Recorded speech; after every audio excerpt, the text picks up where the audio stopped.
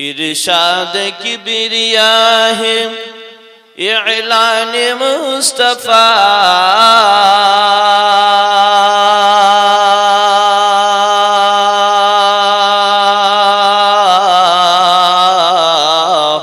व तुइज़्ज़ु मन तशा व तुज़िल्लु मन तशा इरशाद किबरिया है इलान मुस्तफा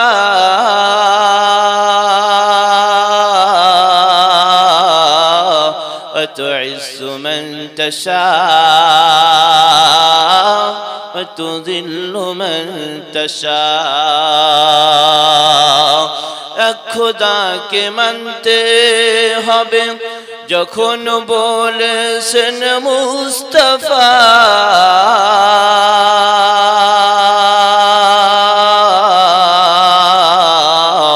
পাথর মেরে সে বাগালি দিয়েছে সেটা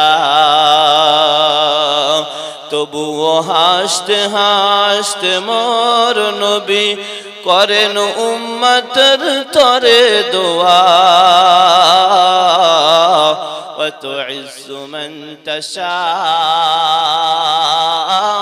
ওয়া তুযিল্লু মান তাশা মোর নবীকে মারার তরে কুয়া খুঁড়িল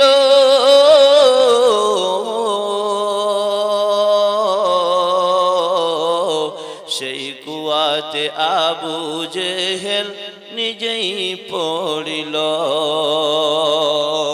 মক্কাবাসীকে ডেকে বলে মক্কাবাসীকে ডেকে বলে খুদার শান দেখে যা ওয়া তুইজ্জু মান তাশা ওয়া তুযিল্লু মান তাশা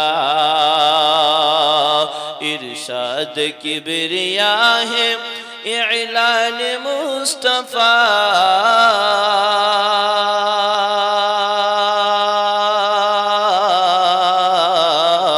وتعز من تشاء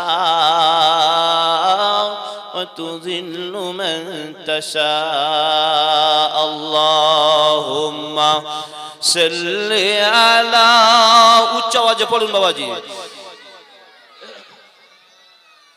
مولانا محمد وعلى آل سيدنا حبيبنا محمد একটু কালেমা লা ইলাহা ইল্লাল্লাহ লা ইলাহা ইল্লাল্লাহ লা ইলাহা ইল্লাল্লাহ মুহাম্মাদুর রাসূলুল্লাহ কাক ডাকে কাকা রবে কাক ডাকে কাকা রবে কোকিলের সার মধুর লাগে ডাকে সেই হিমন্তের হাওয়া আল্লাহ ছাড়া মাবুদ নেই বলো লা ইলাহা ইল্লাল্লাহ লা ইলাহা ইল্লাল্লাহ লা ইলাহা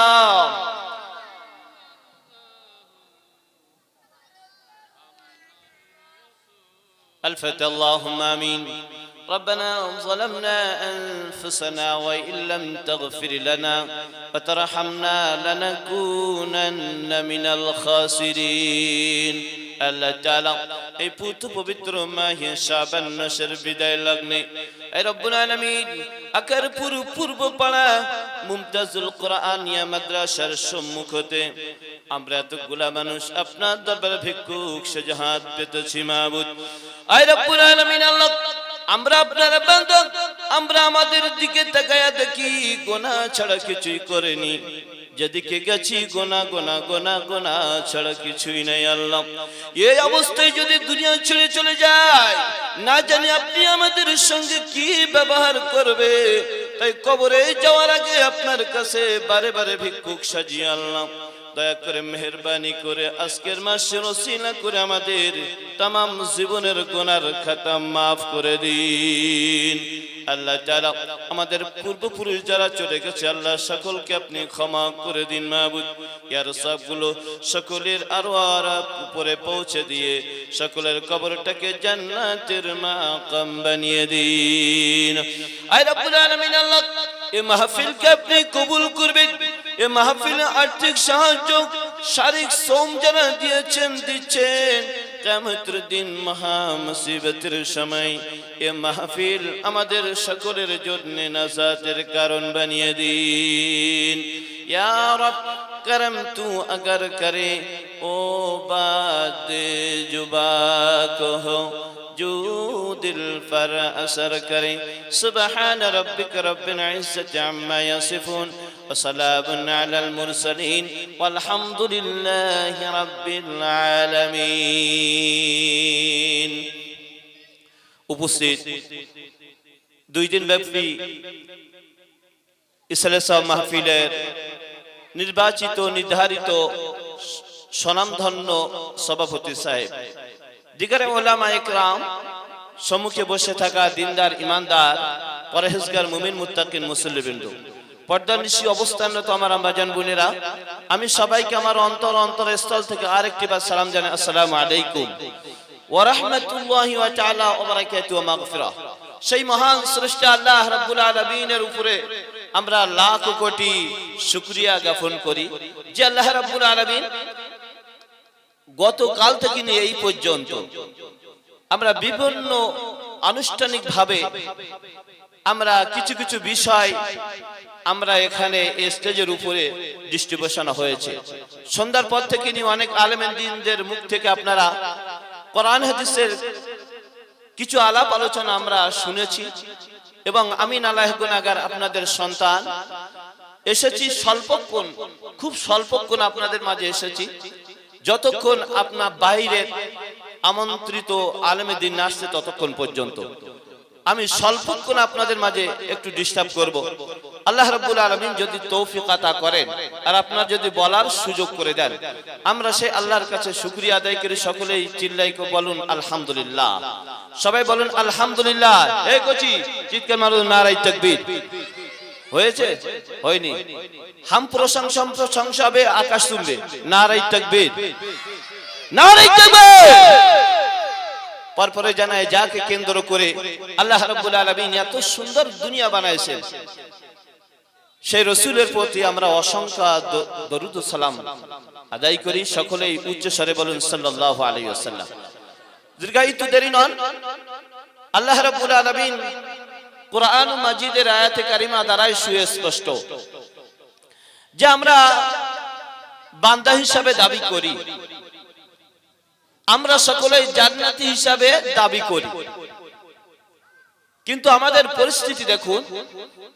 আজ আখারপুর পূর্বপাড়া মুমতাজুল ইসলামিয়া মাদ্রাসা সম্মুখে এত সুন্দর জান্নাতের একটা বাগান, রাসূলের ভাষায় এটা হলো জান্নাতের বাগান, কিন্তু আল্লাহর বান্দার অভাব, রাসূলের উম্মতের অভাব।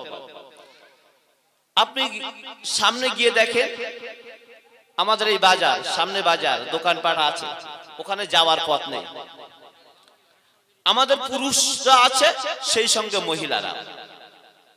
আচ্ছা, এটা কোনো কালচার হলো? নবিয়ানা মজলিস তৈরি করা হয়েছে কিসের জন্য? কিছু কথা আলাপ আলোচনা শোনার জন্য কোরআন হাদিস থেকে, কিন্তু সেটা না করে আমরা পালন করছি কুটুম্বকে ডাক দিয়ে নিমন্ত্রণ করে তাদেরকে খাই খাবার একটা সুব্যবস্থা করেছে, ঠিক কি না? কিন্তু তারাও চালাক, খাবে আর শোবে, আসবে না। আর আমরা ওই দিনটা পাহারাদার হিসেবে পাহারা দেব।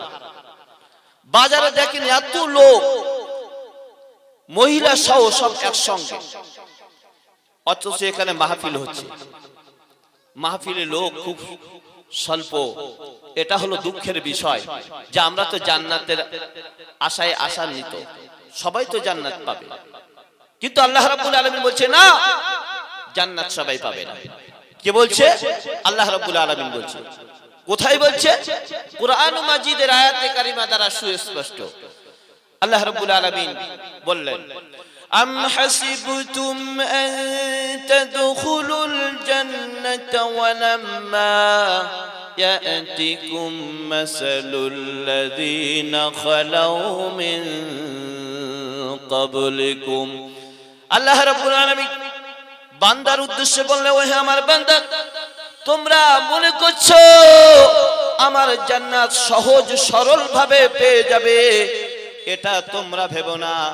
আমার জান্নাত তোমরা সহজ সরল ভাবে পাবে না, কারণ তোমরা কষ্ট করলে না, ইসলামের জন্য কষ্ট করলে না, নামাজ কালাম ইবাদত বندگی করে কষ্ট করলে না, অতএব না করে ভেবেই রয়েছো আমি জান্নাতে যাব। শুনে রেখে দাও, এটা কোনোদিন সম্ভবপর না, জান্নাত তোমরা পাবে না। কে বলছে এটা? আমি বলছি বাবাজি, কোরআন বলছে। আমি বললে তো আপনারা আমার উপরে কঠোরতা অবলম্বন করবেন, কিন্তু কোরআন বলছে জান্নাত সহজে পাবেন না, জান্নাত পেতে অনেক কষ্ট করা লাগবে, এক ইবাদত বندگی করা লাগবে, ইসলামের জন্য সময় দেওয়া লাগবে, ইসলামের প্রচার প্রসার করা লাগবে। আপনি যদি শুধু পৃথিবীর জমিনে নামাজ কালাম ইবাদত বندگی করে নিজের পেট পূজার জন্য যদি কাজ করেন, জান্নাত পাওয়া যাবে না। আল্লাহ রাব্বুল আলামিন এরপরে নবীদের দিকে লক্ষ্য রাখুন, এমন কোন পয়গম্বর, এমন কোন নবী, এমন কোন আউলিয়া নাই, সেই আউলিয়া বা পয়গম্বররা বিনা কষ্টে তারা জান্নাতের অধিকারী হয়েছে।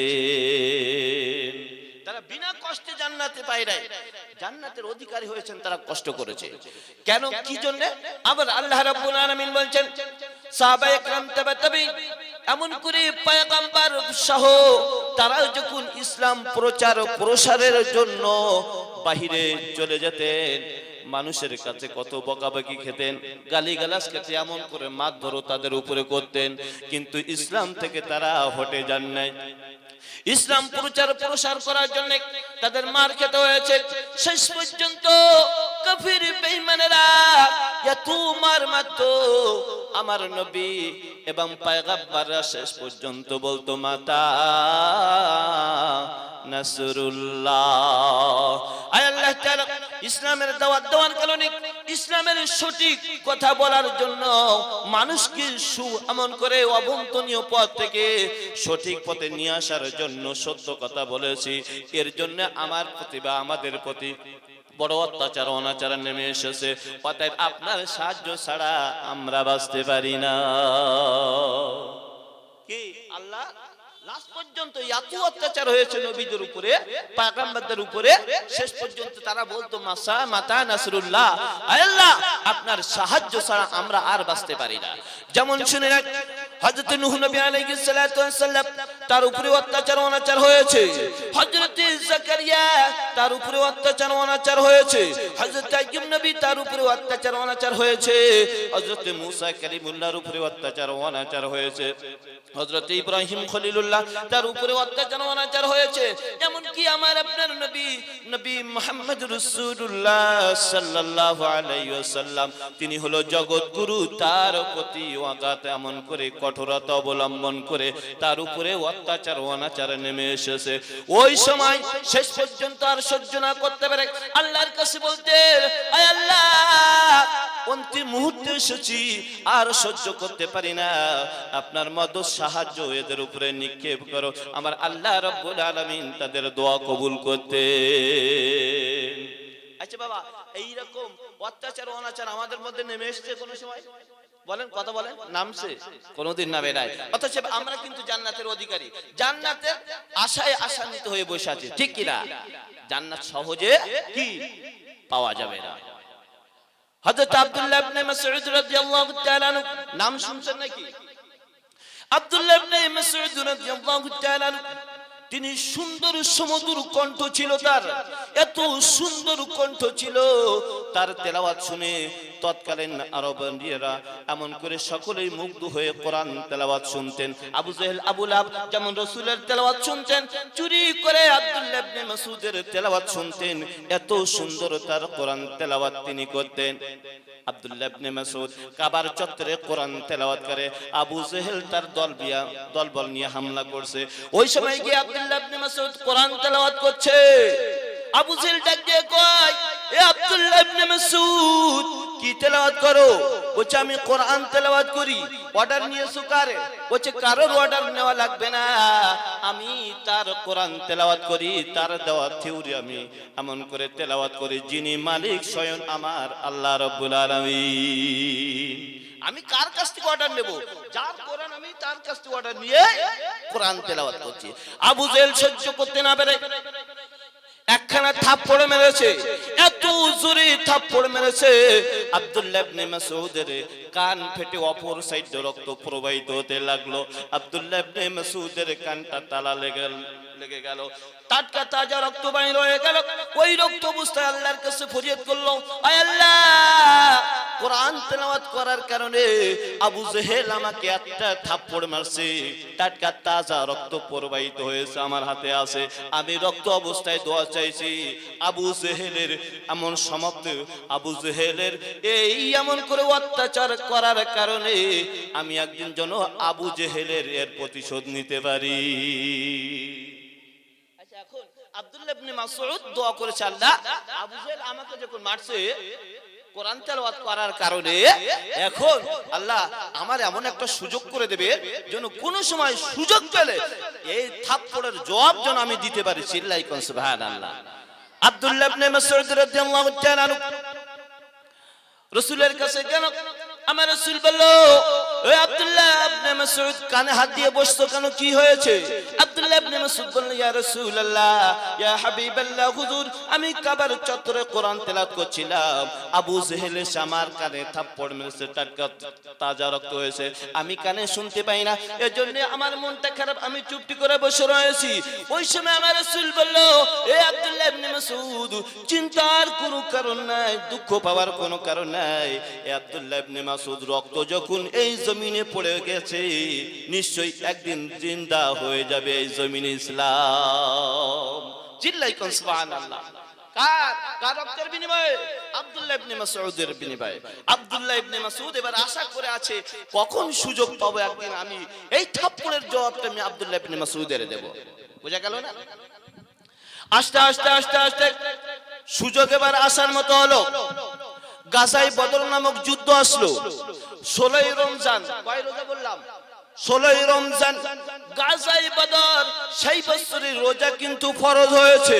এদিকে আবু জেহেল, আবু লাহাব, উতবা, শাইবা তার দল বল নিয়া লোহিত সাগরের পাশ দিয়ে পলায় পলায় এমন করে আক্রমণ করার জন্য ঘাঁটি বাঁধবে। একিন খবর হয়ে গেছে, রাসূলের কানে চলে গেল। যুদ্ধের ডাক দিল। 1000-এর উপরে মানুষ রয়েছে, সাহাবায়ে কেরাম। কত বললাম? 1000-এর উপরে সাহাবায়ে কেরাম, তাবা তাবিন তারা রয়েছে।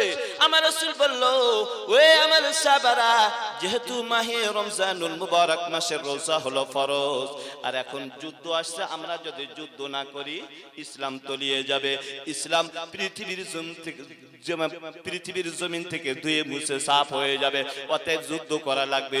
রোজাও যদি না হয় যুদ্ধ করা লাগবে, কারণ রোজা 16টা অতিবাহিত হয়ে গেছে, কারোর গায়ে বল নাই, সবাই না খেয়ে খেয়ে চলা কাট মতো হয়ে গেছে, শুকনা মানুষ হয়ে গেছে, বল নাই, তেমন বলিষ্ঠ বলতে কেউ নাই।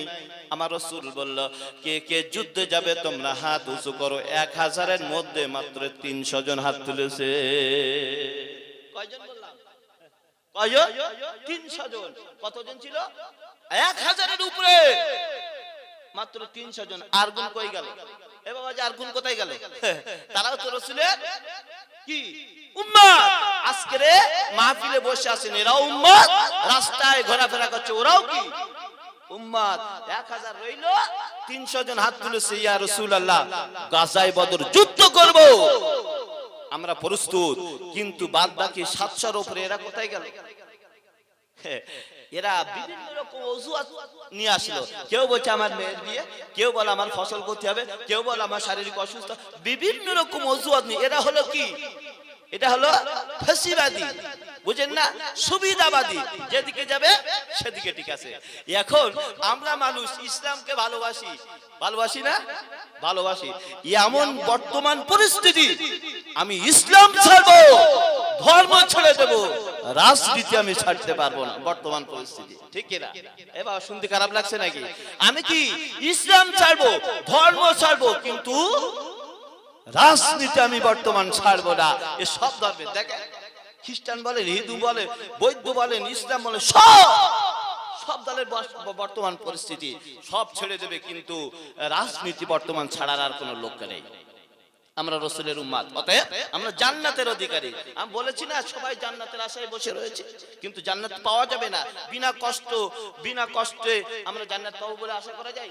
বিনা কষ্টে যখন ফসল আছে আমরা কিছু পাই না, আমাদের কোনো জিনিসটা আমরা পাই না বিনা কষ্টে, অনুরূপ জান্নাতও পাবেন না যদি কষ্ট না করে। আমার রাসূল সাল্লাল্লাহু আলাইহি ওয়াসাল্লাম 300 সাহাবাকে বলল, আমার সাহাবাই যুদ্ধের জন্য প্রস্তুত হও। কিছু কিছু সাহাবা অতি দুর্বল হয়ে গেল, কি নিয়ে যুদ্ধ করবে? তরবারি নাই, কিছুই নাই। আমার রাসূল বলল, তাহলে যুদ্ধ করবা কি নিয়ে? তারা বলল, ইয়া রাসূলুল্লাহ, ইয়া হাবিবাল্লাহ, হুজুর আমরা নিয়ত করেছি যুদ্ধ করব, জীবন দেব, আমাদের হাতে কোনো তরবারি নাই। তাই কি হয়েছে? খেজুর গাছের ডাল দিয়ে আমরা শত্রুর মোকাবেলা করতে প্রস্তুত। খেজুরের ডাল দিয়ে আমরা প্রস্তুত রয়েছি ওদের সঙ্গে মোকাবেলা করার জন্য। 300 সাহাবা চলে আসলো, প্রতিমধ্যে ছোট্ট 2টা বাচ্চা চলে আসলো, নাম হলো মাআজ, মুআজ। কি বললাম? মাআজ, মুআজ, ছোট্ট 2টা বাচ্চা আসলো, বয়স হলো 10 থেকে 12 বছরের ভিতরে। মাআজ, মুআজ 2 ভাই চলে আসলো, এসে বলছে, ইয়া রাসূলুল্লাহ, ইয়া হাবিবাল্লাহ, হুজুর শুনছি নাকি গাজায় বদরে যুদ্ধ শুরু হবে, শুনছি নাকি এতগুলো সাহাবা থাকতে অনেকেই যুদ্ধের মতো ময়দানে যেতে চায় না, অতএব আমরা 2 ভাই আসছি, আমরা যুদ্ধ করব। আমার রাসূল বলল, এত ছোট বয়সে যুদ্ধ করতে দেওয়া অনুমতি আমি দিতে পারবো না, কারণ তোমাদের বডি নাই, ফিটনেস নাই, শক্তি নাই, সামর্থ্য নাই, তোমাদের বাহুবল নেই, একটা তরবারি ধরবে এই শক্তি সামর্থ্য নাই, অতএব ছোট্ট বাচ্চাকে যুদ্ধের মতো ময়দানে আমি যেতে দিতে পারি না। ছোট্ট 2টা বাচ্চা শোনে না, আমার রাসূল বোঝে না। ছোট্ট 2টা বাচ্চা আমার রাসূলকে অনুনয় করে বলল, ইয়া রাসূলুল্লাহ, ইয়া হাবিবাল্লাহ, হুজুর 700-র উপরে সাহাবারা তারা যুদ্ধের মতো ময়দানে যেতে চায় না, আর আমরা 2 ভাই আসছি যুদ্ধের ময়দানে যাব, আপনি একটু অনুমতি দেন। আমার রাসূল অনুমতি দিতে চায় না। বড়টা মাছ এবার আস্তে আস্তে আমার রাসূলের কাছে গিয়ে বলছে, ইয়া রাসূলুল্লাহ, আমি তো বড়, মুআজ হলো ছোট, অতএব ওর থেকে একটু বুদ্ধি হলো আমার একটু বেশি আছে, ওর চাইতে একটু শক্তি বেশি থাকলো আমাকে রয়েছে, অতএব যুদ্ধের ময়দানে আমাকে যেতে দেন। ছোটটা বলছে, না না হুজুর, ও বড় হতে পারে, কিন্তু আমার ওর চাইতে বুদ্ধি আছে, ওর চাইতে শক্তি আছে। চিল্লাই কোন সুবহানাল্লাহ। আচ্ছা, এই যে কথাগুলো বাইর হচ্ছে, এটা কি আপনি যেমন তেমন কথা মনে করছেন? এরা যুদ্ধের জন্য পলায়ন করলো, আর এই 2টা বাচ্চা কি যুদ্ধে যাবে বলে রাসূলের সঙ্গে কত পতন হচ্ছে, তাহলে তাদের কত বুকের পাটা, বুঝলেন না? আমার রাসূল সাল্লাল্লাহু আলাইহি ওয়াসাল্লাম বললেন, হবে না, হবে না। 2 জন কাটাকাটি করতে লাগলো। ওই সময় ছোট্ট বলল, ইয়া রাসূলুল্লাহ, আমি ছোট, তাই কি হয়েছে, আমার শক্তি সামর্থ্য বেশি। বড়টা বলল, ইয়া রাসূলুল্লাহ, আমি বড়, শক্তির দিক দিয়া, বুদ্ধির দিক দিয়া আমি বেশি বড়, অতএব আমাকে যাওয়ার অনুমতি দেন। 2 জনের মধ্যে কথা কাটাকাটি করতে লাগলো। আমার রাসূল বলল, আমি তাহলে তোমাদের কি পরীক্ষা করব, যুদ্ধে যাওয়ার মতো যদি হও তাহলে যুদ্ধের মতো ময়দানে আমি যেতে দেব। 2 ভাইকে বলল, এবার তোমার কুস্তি লাগো। কি বললো? কুস্তি লাগো, কুস্তি। 2 ভাই কুস্তি লাগলো। স্বাভাবিকভাবে ছোটটাকে নিচে ফেলবে বড় ভাইটা, ওখানে ওইটাই ঘটেছে। বড় ভাই মাস ছোট ভাই মুআজকে জমিনে ফেলে দিল, তার বুকের উপরে চড়ে বসলো। ছোট ভাইটা অজর নাইনে কাঁদতে থাকে, আর ভাইকে চেপে ধরে কানে কানে বলে, ভাই ছোট্টবেলা থেকে আমার আলিঙ্গন করেছো, আমার চুমা খেয়েছো, আমাকে ঘুম পাড়িয়েছো, কোলে করে নিয়ে বেরিয়েছো। আজকের যুদ্ধের মতো ময়দানে একা একা যাবে। যদি যাও আমি মনে করবো আমার ভাই স্বার্থপর, সে স্বার্থমাতের মতো কাজ করেছে। যদি আমাকে ভালোবেসে থাকো তাহলে একটু বল কমিয়ে দিয়ে আমাকে উপরে একটু ওঠার সময় সুযোগ করে দাও। বড় ভাই ছোট ভাইয়ের কথা শুনে জমিনে শুয়ে পড়লো। ছোট ভাই বুকের উপরে চড়ে বসলো। আমার রাসূল মুস্কি মুস্কি হাসে, আবার কোনটা আবার কাঁদতে থাকে। আমার রাসূল বলে, ও আমার সাহাবারা, এই মাস দুই ভাইয়ের অবস্থা থেকে তোমরা একটু শিখে নাও। যুদ্ধে যেতে চাই না তারা মুনাফিক চলে গেল, কিন্তু দুইজন বাচ্চা যুদ্ধে যাওয়ার জন্য তাদের পরিস্থিতি তো তোমরা একটু সচক্ষে দেখে নাও। তারা যুদ্ধ করছে কিসের জন্য? একটু যুদ্ধে যাবে। আর ওরা যুদ্ধ করছে কি? যুদ্ধে না যাওয়ার জন্য। দুই ভাই মাস যুদ্ধে যাবে, রাসূলের সামনে প্রতিযোগিতা হলো। আমার রাসূল হাসছে আবার কাঁদছে, কারণ তাদের আবেগ, তাদের নিয়ে তাদের জীবনটা উৎসর্গ করবে কিসের প্রতি? ইসলামের প্রতি। ইসলামকে জাগানোর জন্য তারা জীবন দেওয়ার জন্য প্রতিযোগিতা হলো। আমার রাসূল দুইজন বাচ্চাকে ডেকে কোলের ভিতরে নিল, আল্লাহর কাছে বলল, আল্লাহ গো, ছোট্ট ছোট্ট মাস দুই ভাই যুদ্ধ করবে। এই মুহূর্তে তারা প্রতিযোগিতা করেছে। আমি দেখতে পেলাম দুই ভাই জীবন দেওয়ার জন্য প্রস্তুত রয়েছে। এই মাসকে যুদ্ধের ময়দানে কবুল করে না। আমার রাসূল দোয়া করে দিলে দুই ভাই এবার সিংহ পুরুষের মতো যুদ্ধের ভিতরে, যুদ্ধের ময়দানে চলে গেল। কি সন্তান তৈরি করলো বাবা? এই যেমন তেমন সন্তান যে তৈরি করেছে আপনারা না, যেমন তেমন সন্তান না, ইসলামের জন্য জীবন দেওয়ার জন্য প্রস্তুত হলো। যুদ্ধ শুরু হয়ে গেল। কাফের বেঈমানেরা ১০০০ মতো ৩১৩ জনের মতো মুসলিম আর সব কাফেরই পরিণত। ১৩০০ এমন করে ৩৫০ মতো কাফের বেঈমান। আর ইসলামিক সৈন্য হলো মূল ৩১৩ জন, তার ভিতরে দুইটা বাচ্চা রয়েছে। যুদ্ধ শুরু হয়ে গেল, যুদ্ধের দামামা বেঁচে গেল। দুইটা বাচ্চা যুদ্ধে, আমরা তো আশাই করে বসে রয়েছি জান্নাতের মধ্যে ঢুকে গেছি, অথচ কষ্ট করছি না, ইবাদত বন্দেগী করছি না, আমরা মনে করছি জান্নাতে এবার চলে গেলাম, কিন্তু হবে না। হযরত হুসাইন রাদিয়াল্লাহু তাআলা বলল, হ্যাঁ গোলামের বাচ্চা গোলাম বলেছি, বিচার যা হবে করেন। ওই সময় হযরত ওমর ফারুক রাদিয়াল্লাহু তাআলা বলেছিল, কোন সোর্সে আমার সন্তানের গোলামের বাচ্চা গোলাম বলেছে, এবার তুমি বলো। ওই সময় হযরত হুসাইন বলেছিল, এ আমিরুল মুমিনিন, হে ওমর শোনো শোনো, আমি ছোট্টবেলায় দেখেছি আমার রাসূল যখন যেতেন, আমার রাসূলের উটের লাগাম ধরে ধরে নিয়ে যেতেন। আমার রাসূল যখন যেতে, আমার নানু যখন যেতে, উটের লাগাম ধরে ধরে আপনি নিয়ে যেতেন। আমার রাসূল যখন খড়ম পরতেন, জুতা পরতেন, আপনি ওই জুতাটা এনে দিতেন। আমার রাসূল যখন উযু করবে তখন উযুর পানিটা এনে দিতেন। আমার রাসূল যখন নামাজ আদায় করবে তার আগে মেশাক করবে, মেশাকটা আগে দিতেন। তাই এই কাজটা হলো একজন গোলাম। অতএব আপনি একজন গোলাম, গোলামের বাচ্চা গোলাম আব্দুল্লাহ। এই তো বিচার হয়ে গেল, আপনি করেন না? হযরত ওমর ফারুক রাদিয়াল্লাহু তাআলা হাসছে, আল্লাহু আকবার, আমি বিচার করতে এসেছি হুসাইনের, কিন্তু হুসাইন তো নিজেই বিচার করে দিল। আপনি গোলাম, আমার রাসূলের গোলাম। ওই সময় হযরত ওমর ফারুক রাদিয়াল্লাহু তাআলা বলল, এ হুসাইন, আমি যে একজন গোলাম, আমার সন্তান গোলামের বাচ্চা, এটা তো মুখে বললে একটু কাগজে লিখে দিতে পারবে? বলতে পারবো না। কেন, কিসের জন্য পারবো না? হ্যাঁ পারবো, লেখার জন্য তো আমি প্রস্তুত। একটা একটু কাগজ নিয়ে আসলো, কাগজে লিখে দিল, হযরত ওমর রাসূলের গোলাম, আর এই রাসূলের গোলামের বাচ্চা হলো আব্দুল্লাহ। হযরত ওমর ফারুক রাদিয়াল্লাহু তাআলা ওই কাগজটা নিয়ে তৎকালীন সাহাবাদের সামনে নিয়ে বলল, হে রাসূলের সাহাবারা, শোনো শোনো শোনো শোনো, আজকে আমি পৃথিবীর জমিনে সবচাইতে একটা উৎকৃষ্ট জিনিস পেয়ে গেছি, যে জিনিসটা পৃথিবীর কোনো মানুষ পায় নাই, কিন্তু আমি পেয়ে গেছি। কারণ হুসাইন হলো জান্নাতের সরদার, আর রাসূল বলেছে আমার হুসাইন হলো জান্নাতের সরদার, আমার হুসাইন জান্নাতে না যাওয়া পর্যন্ত কেউ যেতে পারবে না, আর এই সর্দার অর্ডার না করা পর্যন্ত কেউ ঢুকতে পারবে না। অতএব সেই সর্দার হুসাইন যখন গোলাম বলছে, আর রাসূলের গোলাম কোনোদিন জাহান্নামে যেতে পারে না, এজন্য হযরত ওমর নিজের সন্তান আব্দুল্লাহকে ডাক দিয়ে কয়, এ আব্দুল্লাহ, দুঃখ করিস না বাবা, আর কাঁদিস না, আমরা সার্টিফিকেট পেয়ে গেছি দুনিয়ার জমিন থেকে আল্লাহর জান্নাতে যাওয়ার অধিকার। চিল্লাই কোন সুবহানাল্লাহ। দুনিয়ার জমিন থেকে আমরা সার্টিফিকেট পেয়ে গেছি, হুসাইন দিয়ে দিয়েছে যে আমরা গোলাম, রাসূলের গোলাম, আর রাসূলের গোলাম কোনদিন জাহান্নামে যাবে না।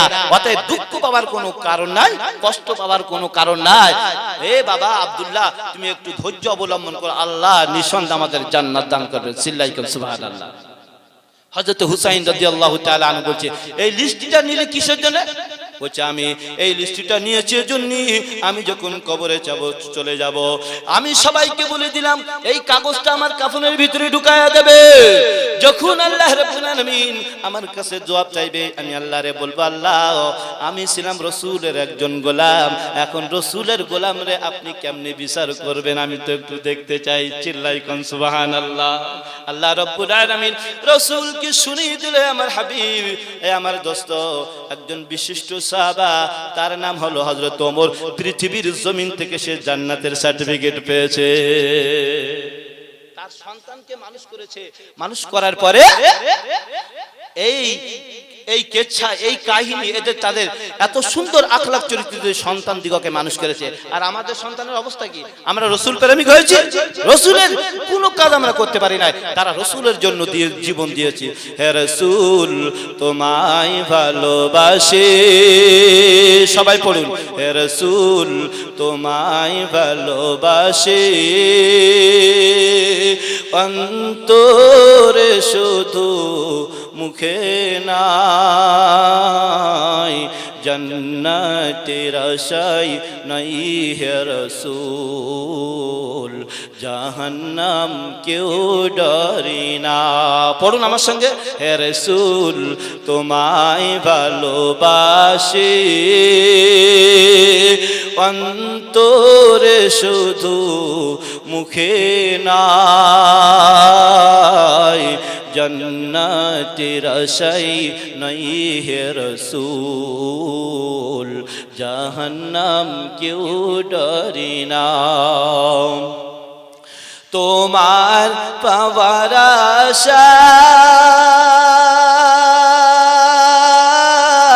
আশায় মন ছুটে যায় মদিনায়,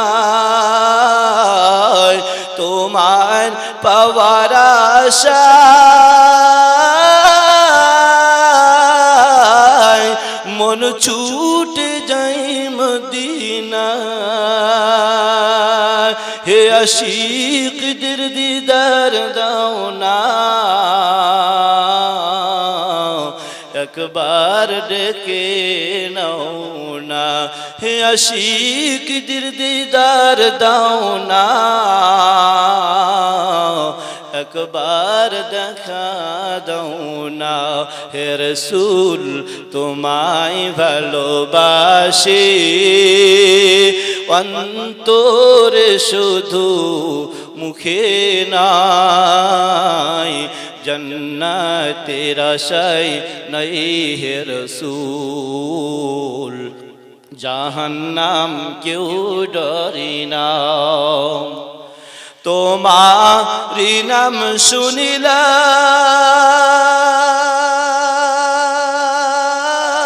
শুনিলাম, এই চোখে দেখলাম না, তোমারি নাম শুনিলাম, এই চোখে দেখলাম না, এই সূরজতে শুনে থাকো, একবার দেখা দাও না, এই সূরজতে শুনে থাকো, একবার দেখা দাও না হে রাসূল তোমায় ভালোবাসি অন্তরে শুধু মুখে নাই জান্নাতের আশায় নাই হে রাসূল জাহান্নাম কেউ ডরি না আল্লাহুম্মা সাল্লি আলা উচ্চ স্বরে বলুন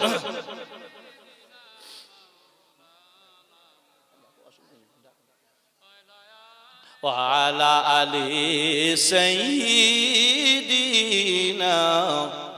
حبيبنا محمد সন্ধ্যা থেকে নিয়ে এই পর্যন্ত আমি আপনাদের সন্তান আপনারা সময় সুযোগ করে দিচ্ছেন এজন্য কথাগুলো বলতে পারছি যেমন 1-1.5 ঘন্টা প্রায় অতিবাহিত হতে গেল একজন একটা বিষয় নিয়ে ধরলে সেই বিষয়টা শেষ করলে বহুত সময় অতিবাহিত হয়ে যায় আর একটা বিষয় ধরলে যদি কিছুটা বলি আবার মন ক্ষুণ্ণ হবে যে হুজুর সব বলতে পারলো না ঠিক কি না আলহামদুলিল্লাহ আমি যে কথাগুলো বলেছি রাসূলদের জীবন চারিত্রিক আলোচনা তাদের যে কষ্ট ইসলামের উপরে তারা যে জীবন উৎসর্গ করেছে এর পরিচয়পত্র আমরা তো জানি না আমরা মনে করেছি খুব সহজ সরল ভাবে ইসলাম দুনিয়ার জমিনে আসছে মায়ের পেট থেকে পড়েছি শুনেছি লা ইলাহা ইল্লাল্লাহ মুহাম্মাদুর রাসূলুল্লাহ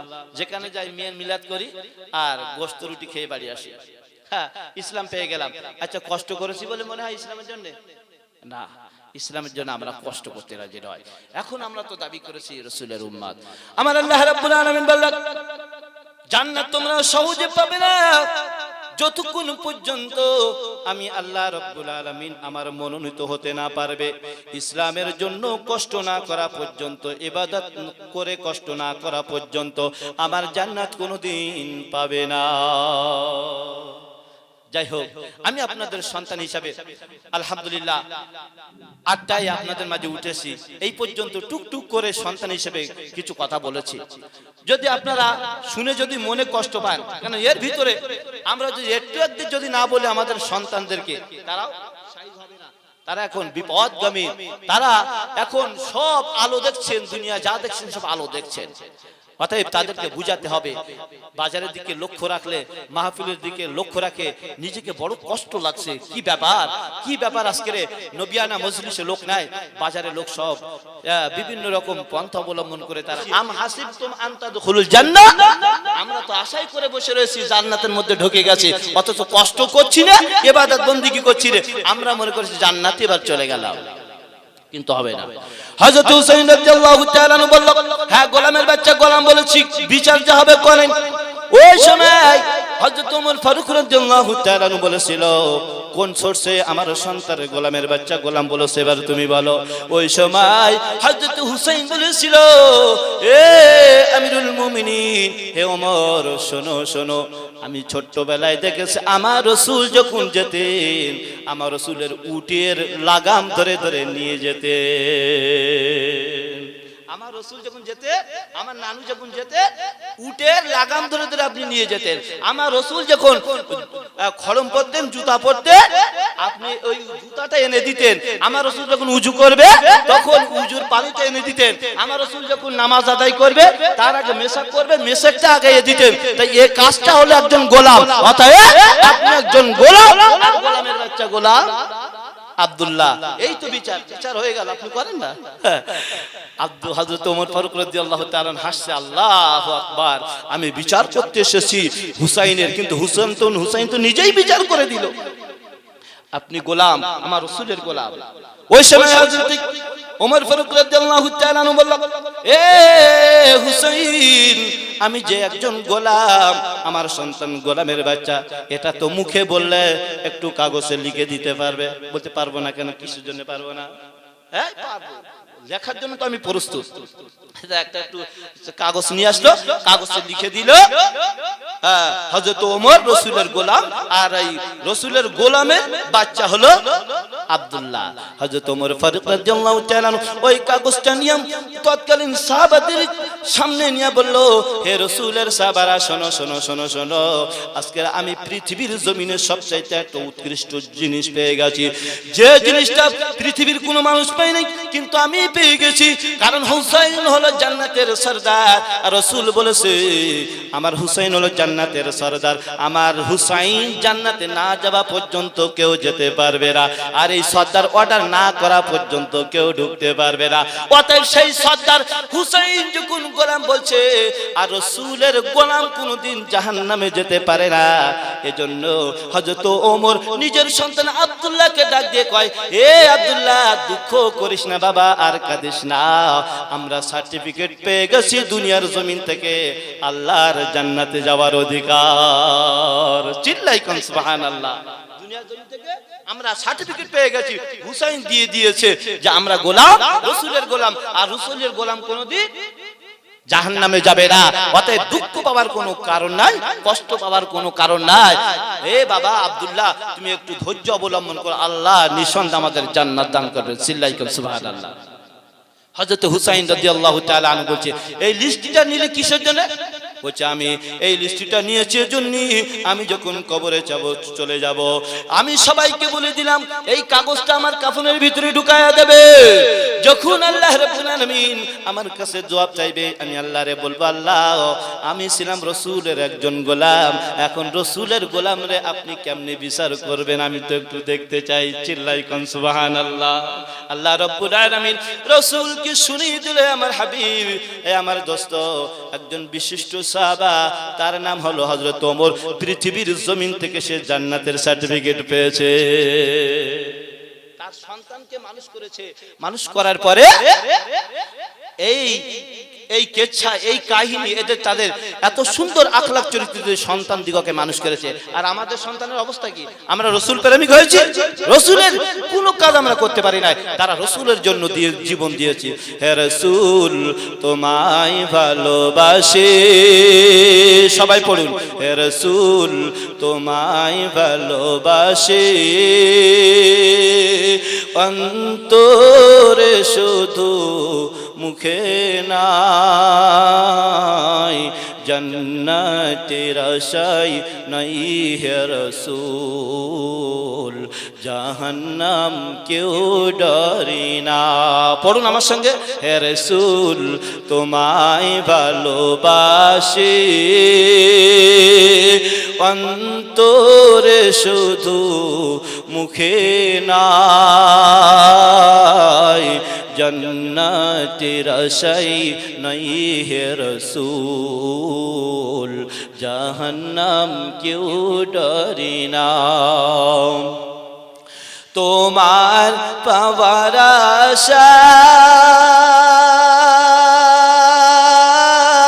আশায় মন ছুটে যায় মদিনায়, তোমার পাওয়ার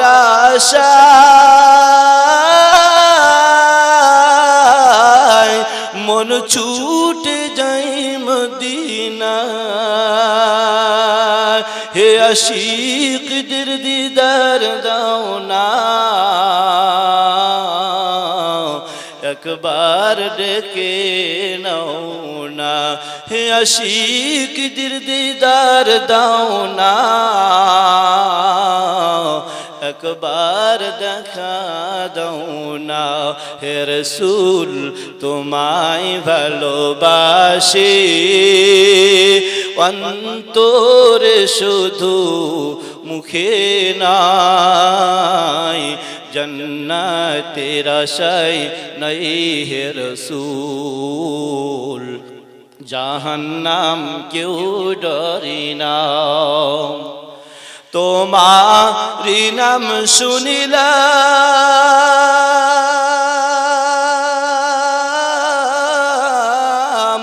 এই চোখে দেখলাম না,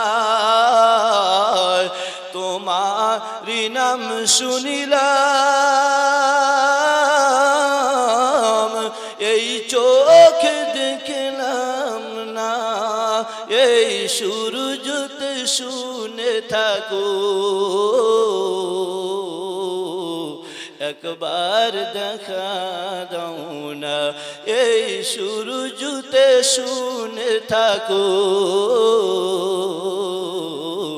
একবার দেখা দাও না, হে রাসূল তোমায় ভালোবাসি,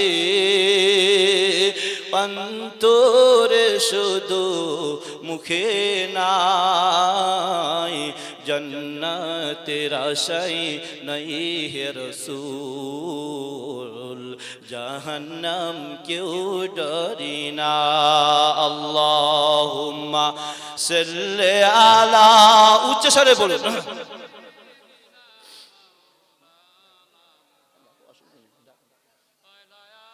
ওয়ালা আলি সাইয়্যিদিনা হাবিবানা মুহাম্মদ। সন্ধ্যা থেকে নিয়ে এই পর্যন্ত আমি আপনাদের সন্তান, আপনারা সময় সুযোগ করে দিচ্ছেন, এজন্য কথাগুলো বলতে পারছি। যেমন 1-1.5 ঘন্টা প্রায় অতিবাহিত হতে গেল, একজন একটা বিষয় নিয়ে ধরলে সেই বিষয়টা শেষ করলে বহুত সময় অতিবাহিত হয়ে যায়। আর একটা বিষয় ধরলে যদি কিছুটা বলি আবার মন ক্ষুণ্ণ হবে যে হুজুর সব বলতে পারলো না, ঠিক কি না?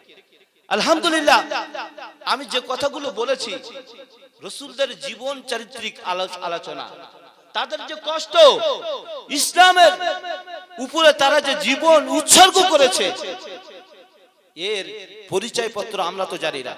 আমরা মনে করেছি খুব সহজ সরল ভাবে ইসলাম দুনিয়ার জমিনে আসছে। মায়ের পেট থেকে পড়েছি, শুনেছি লা ইলাহা ইল্লাল্লাহ মুহাম্মাদুর রাসূলুল্লাহ, যেখানে যাই মেয়ের মিলাদ করি আর গোশত রুটি খেয়ে বাড়ি আসি, হ্যাঁ ইসলাম পেয়ে গেলাম। আচ্ছা, কষ্ট করেছি বলে মনে হয় ইসলামের জন্য? না, ইসলামের জন্য আমরা কষ্ট করতে রাজি নয়।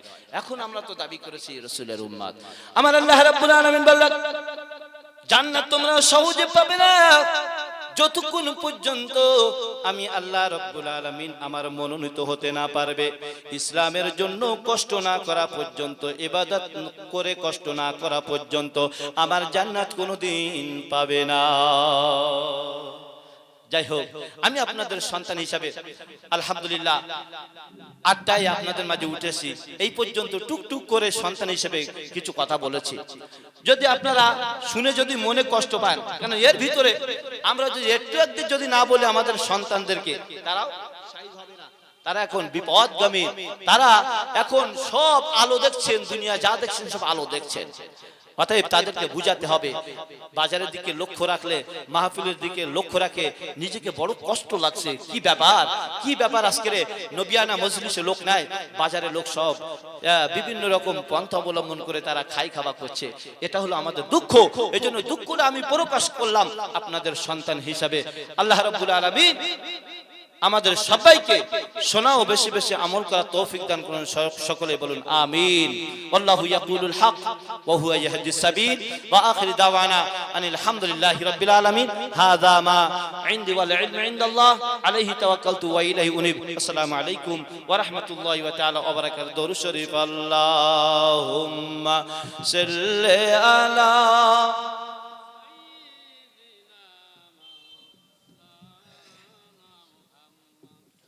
অসংখ্য ধন্যবাদ জনাব হাফেজ মাওলানা শহীদুল ইসলাম সাহেবকে। তিনি তার জ্ঞান গরিমা দ্বারা আমাদেরকে বুঝিয়েছেন যে আমাদের সন্তানদের কেমনভাবে লালন পালন করা উচিত। তো আমরা চেষ্টা করব আমাদের সন্তানদের সুপথের পথিক যেন আমরা বানাতে পারি, সেই চেষ্টায় আমরা সচেষ্ট থাকিব। তো এখন আমাদের আজকের প্রধান বক্তা যিনি স্টেজকে আলোকিত করবেন, তিনি ইতিমধ্যে স্টেজে চলে এসেছেন। আপনারা যারা এদিকে ঘোরাফেরা করছেন তাদের উদ্দেশ্যে বলবো, আজকের প্রধান বক্তা যিনি হাফেজ কারি মাওলানা মুফতি ইমরান আনোয়ার সাহেব, তিনি তার জ্ঞান গরিমা বক্তব্য দিয়ে